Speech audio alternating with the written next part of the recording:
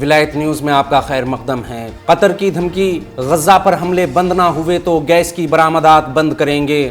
غزہ پر اسرائیل کے وحشیانہ حملے دن بدن تیز ہوتے جا رہے ہیں۔ اسلامی ممالک کی شرمناک خاموشی اور امریکہ و یورپی ممالک کی حمایت سے اسرائیل کے حملے کم ہونے کے بجائے تیز ہوتے جا رہے ہیں۔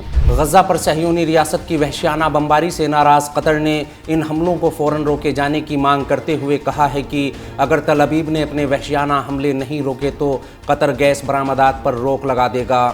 دوحہ کے بعض باخبر ذرائع نے خبر دی ہے کہ قطری حکام نے دھمکی دی ہے کہ اگر غزہ پر صہیونی حکومت کے وحشیانہ حملے بند نہ ہوئے تو وہ دنیا کے مختلف ممالک کو گیس کی برآمدات بند کر دیں گے۔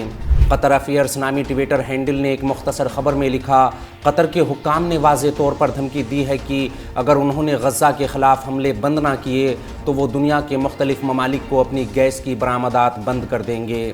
حالانکہ اس خبر کی تصدیق اس ملک کے سرکاری حکام نے نہیں کی، اس کے باوجود قطری حکام سے منسلک اس ویریفائی ٹویٹر ہینڈل اور دوحہ میں میڈیا کے کچھ سرکردہ کارکنوں کی طرف سے بھی اس خبر کا اعلان کیا گیا ہے۔ حالیہ دنوں میں الاقصی طوفان آپریشن میں فلسطینی مزاحمت کاروں کے مقابل صہیونی ریاست کی شرمناک فوجی، سیکیورٹی اور انٹیلیجنس ناکامی کے جواب میں صہیونی حکومت نے غزہ پٹی کے رہائشی اور اہم انفراسٹرکچر کو انتہائی طاقتور میزائل، ممنوعہ اسلحوں اور جدید بموں کے ذریعے وحشیانہ حملوں سے نشانہ بنایا ہے۔ صہیونی ریاست کے فلسطینی شہریوں کو نشانہ بنانے والے ان وحشیانہ حملوں میں 1500 سے زائد فلسطینی شہید ہو چکے ہیں، جن میں 330 بچے اور 200 سے زائد خواتین شامل ہیں۔